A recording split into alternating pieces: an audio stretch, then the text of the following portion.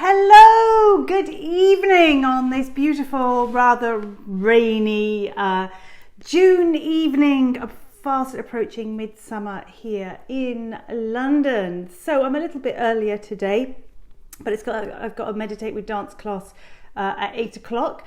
And I just wanted to keep things going, telling you all about or helping you to control your life. And it's funny because so many people have been asking me the exact question that I'm going to tackle today. And that is about how on earth do you manage to remain calm, radiate a sense of joy and peace when everything around you is chaos, everything around you is falling apart, everything around you seems to be going wrong. How do you just still manage to have that inner joy and literally remain calm? Now, a little bit about me, because then you'll understand how to do this. This was really one hell of an achievement. So for those of you who don't know me, I'm Dr. Rana Al-Falaki. I am a #1 best-selling author of Women Who Want More, How to Create a Balanced and Fulfilled Life. I'm also a life and business mastery coach, and I specialize in helping people with stress management and how to create work-life balance. I also happen to be a periodontist, so I come to everything from a health approach as well as a coaching approach. And I have developed a method called the Breathe Method, which includes an awful lot of these things, what I was talking about yesterday with regards to boundaries, and what I'm going to talk to you about today, and which is about, like I said, how to remain calm when everything is going wrong. So I was somebody who would scream my head off. In the past, people would think I was very reactionary, I was very angry, I was short-tempered, I would shout and scream. I wouldn't go as far as saying my kids would cower from me, but certainly they'd be prepared for some kind of onslaught if they'd done something. And why was I doing that? Actually, it was because I was so busy. I had so much on. I had no capacity in my diary and my calendar for anything to deviate from the plan. And if it did, I had no skills whatsoever of how to deal with that. But of course, that's not real life, is it? It's all very well, multitasking and scheduling, but ultimately we're not necessarily able to, we're not completely in control of our lives. So actually that's half the challenge, is let me just surrender and accept that I don't have any control. But the other aspect is accepting that, things will happen. That's life. Stuff will happen. Therefore, how do you stop yourself from feeling overwhelmed? How do you manage to remain peaceful, to remain in control, and to take on board the stuff that's being dished out on you and think, okay, that's fine. I can park it here.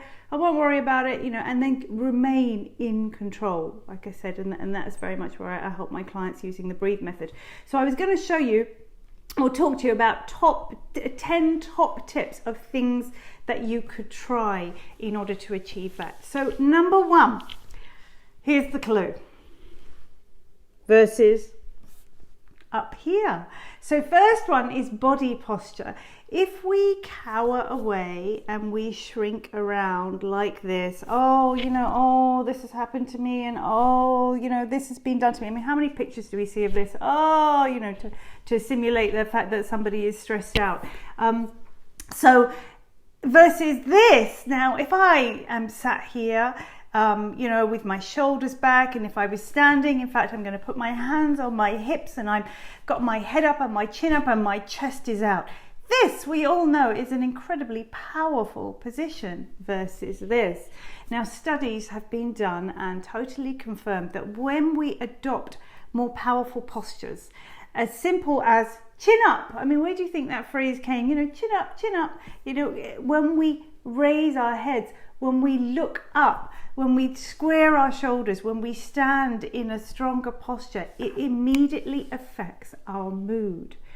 So when all chaos is going wrong, granted, you may have to think about this a few times, but ultimately this is all about training you. So the more often you do it, the more it becomes a habit, right? So when something goes wrong, think about changing your posture. Shoulders back, chin up. I'm going to be strong about this. What can I do about this? And you're immediately coming at it from a place of power and engagement, rather than this kind of victim mode where we're really down here. So that's number one. Number two is what you would all immediately assume, and I'm sure you've all heard of it, which is when people say, just take a breath, just breathe. Of course, that's easier said than done as well. But what the breath does, other than the physiological effects, but the breath forces us to take a pause. And in forcing us to take a pause, hang on, okay, when we take that pause, what happens is we shift from reacting to responding. Now, when we reacting to something is very much, it comes from an emotional place, which means it comes from a conditioned place. So having had thoughts, beliefs, resulting in feelings, and then resulting then in action. So it is a reaction. We're reacting to something that is instilled within us. When we just take a pause by taking a breath, however quick, long that breath happens to be, what happens is you just allow that split second of time to break the cycle so that you don't react and you do respond. And the difference between the two is, in respond, it's about choice, it's about consciousness, it's that how do you choose to respond? So you have that split second to be able to ask yourself, how do I actually want to respond to this? And if you've got in your mind, I'm going to be calm today, I'm going to be joyous today, I'm not going to let anything affect me. By taking that breath, you get that split second to choose to respond in that way. And that's really something I really help you with in the coaching process, to get you to that point of choice. But a breath, just taking a breath, is a massive tool that can be very effective when it comes to emotional intelligence. Number three. Now, number three sings right to my heart, and that is actually dancing. So, for those of you who may have joined my Meditate with Dance classes, I also call them Dance Party for Positive Mindset. And I hold them on Mondays and Wednesdays, by the way, for free via Zoom. So they're online, so feel free to join. Just if you go to my website, lightchangescoaching.com events, and you'll see it in there and can book. So what do we do with dancing? When we dance, we raise our vibration. We open ourselves up. We raise, just think, we raise our vibe. We are generally happier. And again, it's all about breaking the cycle. So if you come home from work and you feel like you have had the most horrendous day and you're really stressed, and all you really want to do is reach for the wine glass, and who can blame you, or dive into your fridge for a glass of beer. If you actually just play your favorite song, something that normally gets you bouncing about. So be aware, nothing too melancholy, all right?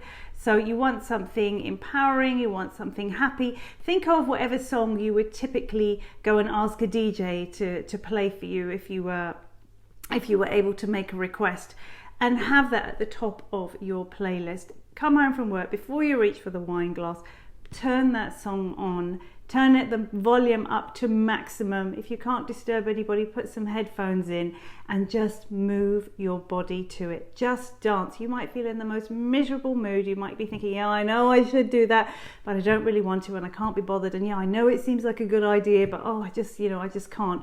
Just do it. 3 minutes. How long is the song? 3 minutes, 4 minutes? Do it and start moving your body. And what will happen is you will completely engage in that higher level of energy and that higher vibration.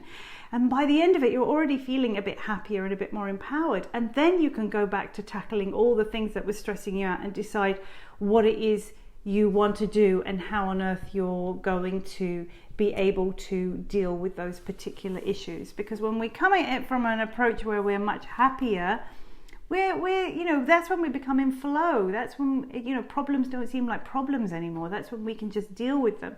When we come at it from a very low energy level, what happens is that we're back to victim mode, where everything is getting on top of us, we're overwhelmed, we feel anxious, we've got no idea how to cope. So dancing is an instant strategy to raise that energetic vibration straight away and be able to cope with stuff. Break up your day. If you're in the office, if you're working from home, there is no reason why you can't have headphones in, and even if you just dance in your head, the song will cheer you up, trust me.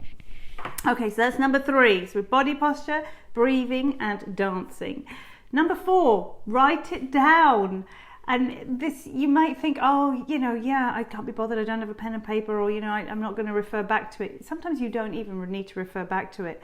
But again, this is about taking the emotion out of a situation to allow you to remain calm.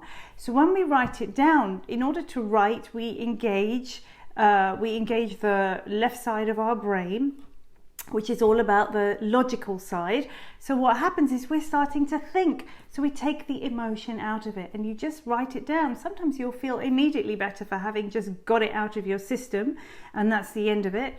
And in some cases, people just feel that once it's on paper, it's reflected back at you, and then you can choose. We're back to consciousness and responding. At that point, you can then choose if what you're reading, you can choose how you want to behave, how you want to respond to it, and what you can do about it. As well as, of course, getting it all out of your head gets the clutter out of your head. It creates space for thinking, because part of this anxiety and sense of stress comes when our brain is completely cluttered, that we just can't think anymore. We're exhausted, we can't focus, we can't think. So what happens if we write it down is we get the clutter out of our head, so it's reflected back at us. We decide whether or not we want to do anything about it. If so, what we want to do about it. And having emptied our head a little bit, we can think more clearly in the process. So write it down. How do you write it down? Well, you know what? You can reflect in so many ways. You could, if you didn't want to write, just literally, how many apps do we have on our phones? And we've always got our phones on us. You could just sort of dictate into voice memos and just say, okay, I'm feeling this way right now, and this has happened, etc. A lot of my clients, when I ask them to journal, we do things like judgment journals and intuition journals, are literally just dictation-based journals. You don't always have to write it. But otherwise, again, you've got notes apps on your phone. You can even write with these special pencils on your tablet. So it doesn't have to be traditional pen and paper. I will find a solution to every obstacle, trust me. But writing it down, again, it's all about taking the emotion out of it and creating some space to think more clearly and rationally about it. So that is number 4. Number 5 is about becoming organized. It's about time blocking. So again, when we have this 1,000,001 things to do, and like we said, we can't cope with one more thing that comes at us, and it's all just way too stressful, and it just tips off the dominoes to just all finally collapse. Well, if we block our time, this is all about getting rid of the overwhelm. So it is about structure and it is about discipline. But if you start your day thinking, oh, I've got like 20 things to get through and I'm never going to get through them, what happens is, A, you've already told yourself you're never going to get through them. B, you've already looked at the list and felt a sense of overwhelm, and therefore your energy level is low. You're right down to that level 1 of victim mode again, or perhaps level 2 of feeling frustration and knowing you need to get it done but not knowing how. So again, you're already coming at things from a lower energy level, which is going to make it incredibly hard to be really productive straight away. So if you set yourself your intention, what I usually get my clients to do is set their intentions the night before. So I always get you to engage in gratitude, but then set your intentions the night before for what it is you want to get done the next day. And then when you start your day, you already know what you're doing, so there's no faffing around. You know what needs to be done that day, and block off your time. So where is there time for particular tasks? Is there time when you're going to cook? Is there time when you're going to spend with your family? Is there time that you're going to spend on social media, rather than constantly reaching for your phone every time it beeps because there's another WhatsApp message or Facebook notification? So block it off, be disciplined. And that's what I do, but my phone is permanent actually on do not disturb when I'm busy working. And then, I will have a time slot, which is usually when I go to the kettle to make myself another cup of tea. And then it's like, okay, that is my time for looking at my phone and glancing to see if there's anything essential I need to deal with. Now, if there's something essential I need to deal with, but I haven't allocated time for it, it's not in my time block, that's okay. It just gets added to the to-do list and it gets put into another time block. So I need to tell myself, instead of feeling overwhelmed because of someone suddenly immediately giving me a task, I talked about this yesterday with boundaries, just accept that, okay, this will need to be done and I'm going to allocate it into this slot, or I'm going to put it in this particular block of time. You do not have to do it straight away. And obviously I'm about to talk about boundaries, so I can explain that further. So blocking off your time, being organized, setting your intentions the night before really, really helps with that sense of calm, because it helps you get back in control. So where are we? We are on number 6. So boundaries, and obviously I talked about this at length yesterday, but your boundaries are so incredibly important. Being able to say no to people, being able to set clear boundaries for yourself. What time do you want to finish work? What time and how much time do you want to spend with your friends? Where do you want to draw the line with how much you're prepared to accept from your friends or family before you need to speak up? In fact, I'd encourage you to speak up, straight away, so that they know where they stand. So your boundaries can be your personal boundaries, your emotional boundaries, and your professional boundaries. What is it you actually want? Why do you want it? And then where do you draw the line? What do you want? What will you accept? What will you not accept? And then let's find the middle ground, which is the win-win situation. So when I talk about this, I mean, a lot of us think, we have to compromise, and a relationship is all about compromise. I would be quite controversial there and say, actually, that is not the case, because compromise kind of goes with the word settling. I've compromised myself, which means you've settled, you've allowed yourself a lower level. I would encourage you to decide where your boundaries are, your boundaries for what you are totally prepared to accept, what you're not, and then instead of middle, halfway, making do, discuss with that person and determine what's going to make you both happy. So not how you've both settled and put up with something and found somewhere in the middle, but what would be a win-win situation, and that is incredibly powerful. But setting your boundaries is essential to be able to help remain calm and stay in control, and then not let things get to you, because when they happen, again, it's a bit like the time blocking. You can put it aside and just think, okay, I'm going to deal with that later. And therefore, when someone gives you a task to do all of a sudden, they might have given you, I talked about this yesterday, they might have given you that task because they needed to get it off their chest. It doesn't mean they need that response from you straight away. And as long as you've made that clear, that is brilliant. So that takes me on to number 7, which is about communication. And obviously, when it comes to boundaries, we really need to be able to communicate those effectively so that everybody knows where they stand. But in addition to that, and this is again what I teach in the Breathe method, a couple of different types of communication. So obviously we all know about verbal and non-verbal communication, our words and our body language. What you may not be as familiar with is energetic or dynamic communication. And this is the fact that all of our words have some energy behind them. So it's how we say the words, and it's the precise wording that we use. So we could almost be saying the same thing, but by saying it in different ways, there is a different level of energy. So I'll give you an example. So if you say something happened and I was feeling really overwhelmed about something, so I might present it from a point of level 1. So something has gone wrong, like I've got a leak in the ceiling, which is what has happened today. I could go level 1, oh my God, everything is falling apart. My life is just a disaster. And of course we tend to then exaggerate and all the emotion comes into it. Or I could come at it from a level 5 approach, and I could just say, oh, well, there's a water leak, but, actually there might be an opportunity here for me to change my bathroom. So I completely, and actually that takes you to level 6, because you're in level 5, which is opportunity and purpose. And then I've jumped up even further to level 6, because you know what, the plumber's going to benefit too. So, and we're all going to benefit, and my house is going to benefit from a new bathroom. So there we go. So it's about, so how are we communicating? What words are we using? So dynamic communication is about kind of the different energy levels, which again I teach you in the Breathe method. And when I do your energetic energy leadership index assessment as well, tells you what your specific energetic makeup happens to be, so where your defaults are, and then choose where you want to go. And then the other one is what we call your needs-based communication. And this is really important. So again, it links in with boundaries. It's about getting people to understand what your underlying need is, and also by doing intuitive listening yourself, what we call level 3 listening, you can then understand what the underlying need from somebody else. So if I'm screaming my head off, my partner's come home from work, he's had a long day, I'd gotten home a little bit earlier, I've seen this leak in the ceiling, and he comes in and I'm immediately like, oh my God, the dinner's gonna burn, and I go crazy. Of course, it's got nothing to do with the dinner burning, it's just I happen to be so overwhelmed because previously I had to deal with the leak in the ceiling.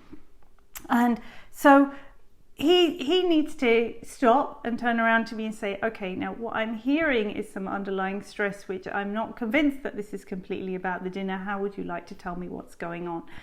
Imagine if someone was speaking to you that way, how immediately, I don't want to have a go at him about being late from work. I would just completely be like, oh, he's understood me. Oh, great. Somebody who wants to be there for me and listen to me. And we use these skills. I teach you in the Breathe method, these leadership skills, which you can take forward in your workplace, in your personal life, with your families, with your children, with your parents.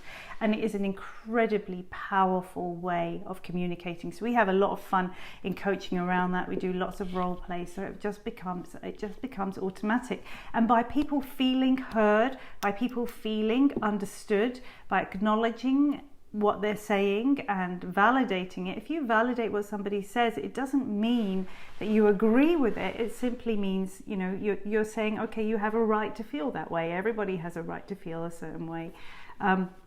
So by using those skills, which, like I said, I teach you, and we get you to practice so it becomes inherent in you, using needs-based communication is an incredibly brilliant way to be calm.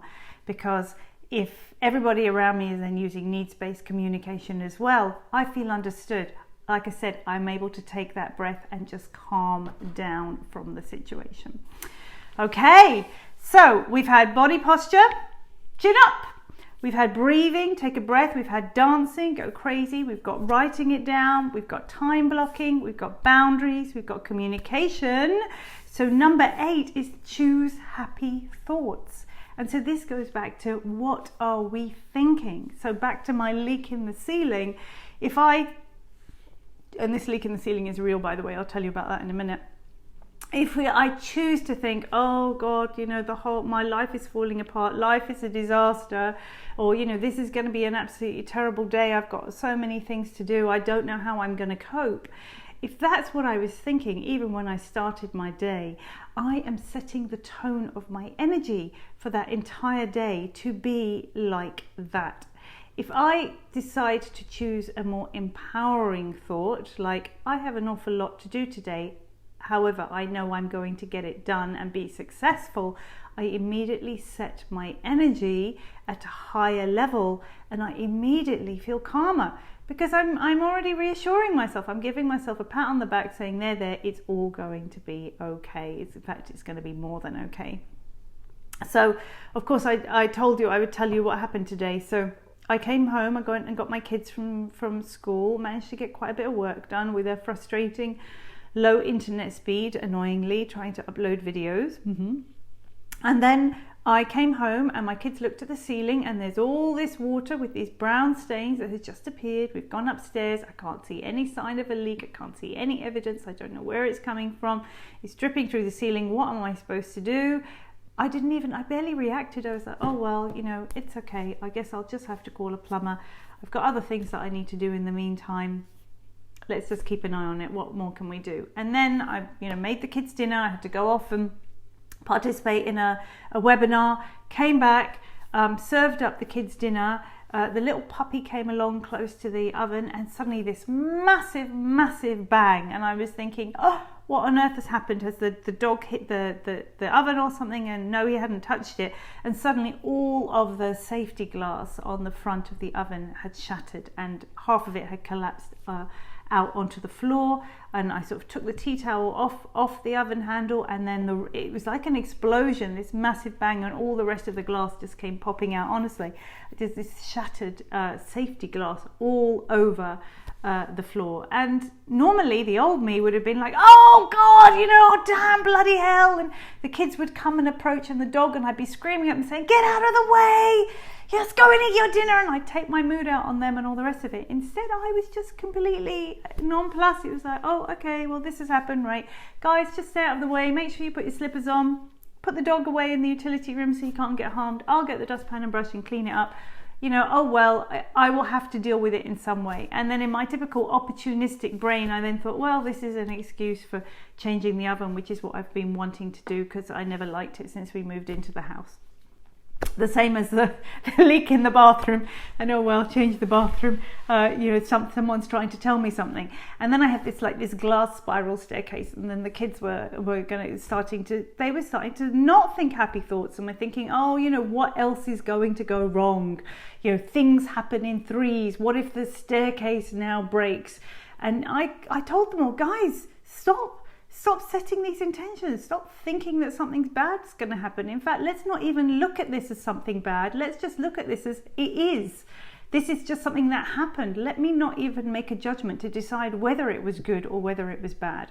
And that is level 7. That is when you get into meditation state, because things just are or aren't, as the case may be. So that is incredibly powerful. So firstly, if you can shift your thought to something happy, tell yourself a different story, tell yourself something more empowering.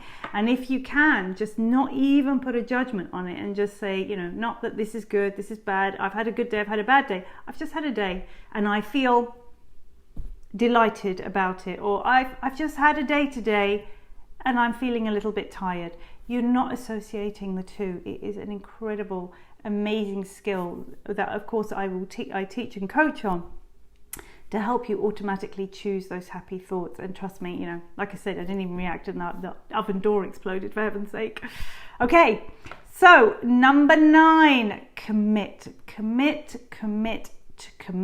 Once you make a commitment, once you decide this is what you're going to do, this is how you're going to do it, what will happen, so if you're committing to being joyous and happy, you've made that decision, what will happen is the more you do it, the more committed you are, the more courageous you become, the stronger you become at doing that. Now, the more courageous you become, the stronger you become at doing that, the more capable you become at doing that, because like we said, it's like any other exercise. So you learn and you hone the skills.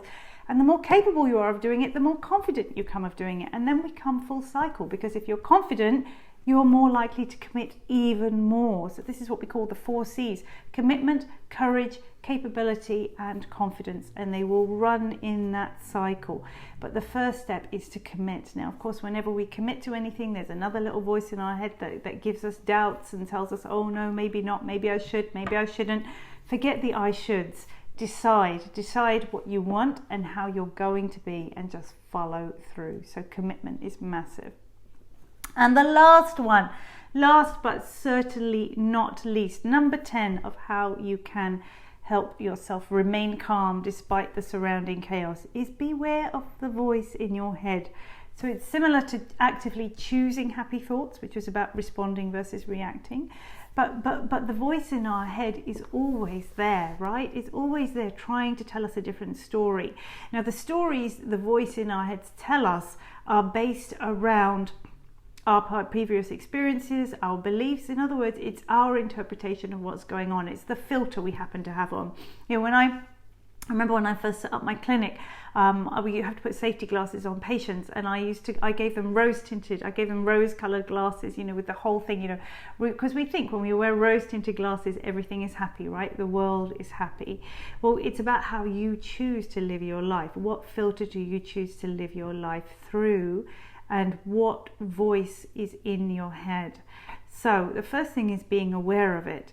Once you are aware of it, if negative thoughts, doubts, anxiety, overwhelm try to creep in, so say you're having a really good day, say you've adopted all these habits, and like 1 week later you're feeling really, really confident, and then something happens that really does knock your confidence.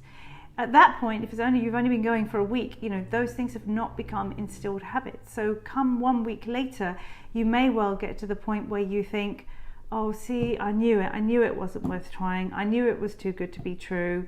The doubts start to creep back in your head. You need to bat them away. So whenever those doubts creep in, one tactic I use is a wonderful NLP practitioner showed me this, Linda Dyer, and she said she does this. She does next. So the minute the voice comes in your head, you say next and you shake your head. What happens is then you don't even need to say next out loud, because the next and the shaking of the head become associated with each other. So the minute that negative thought comes in your head, you're like, you don't belong there. And I just bat it away. You don't belong there. Just bat it away. Let me stay on my path. So when I teach manifestation training, which again is part of the Breathe method, is all about mindset and manifestation, then I teach these techniques beyond this of actually, let's just bat it away and let's carry on focusing forward on that inner belief that you can do things and you will do things and you are incredible and life is wonderful and life is joyous and nothing and nobody is out to get you. So those are my top 10 tips, my friends. Now, like with anything, practice makes perfect. This isn't going to happen in an instant.